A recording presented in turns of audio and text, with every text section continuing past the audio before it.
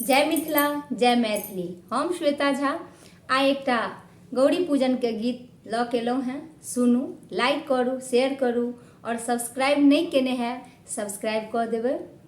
कि गौरी पूजू गौरी पूजू गौरी पूजू जानकी से गौरी पूजू जानकी पूरल कामना वर भेटल रघुवर पूरल कामना वर भेटल रघुवर पूरल कामना।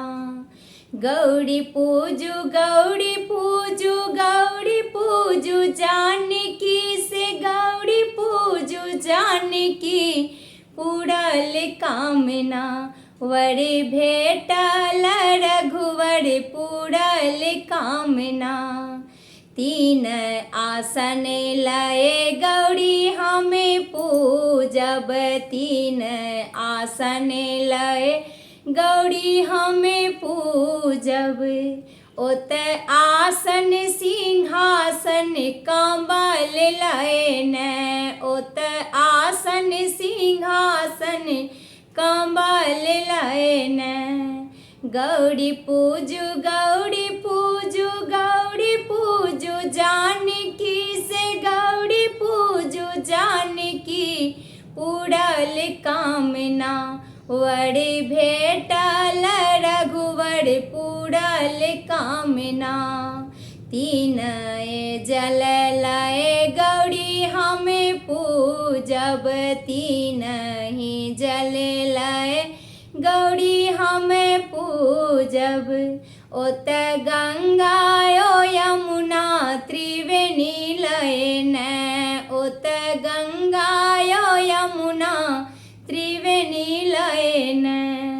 गौरी पूजू गौरी पूजू गौरी पूजू जानकी से गौरी पूजू जानकी पूरल कामना वर भेटल रघुवर पूरल कामना वर भेटल रघुवर पूरल कामना।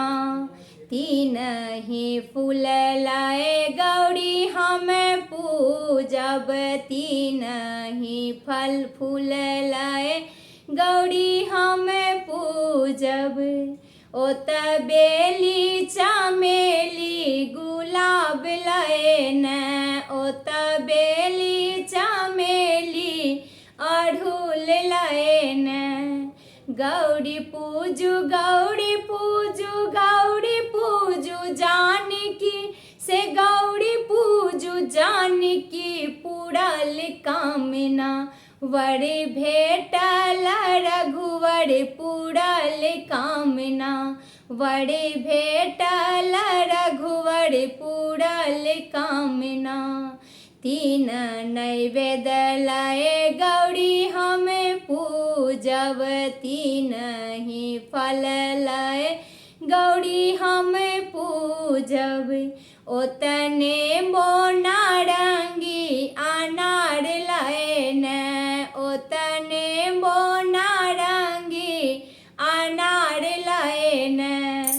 गौरी पूजू गौरी पूजू गौरी पूजू जानकी हे गौरी पूजू जानकी पूरल कामना वर भेटल रघुवर पूरल कामना वर भेटल रघुवर पूरल कामना।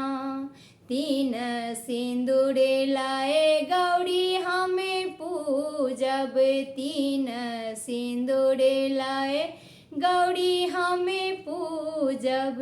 ओत पीपायो भूषना हम लाल लयन ओत पीपा ओ भूषना हाँ लाल लयन।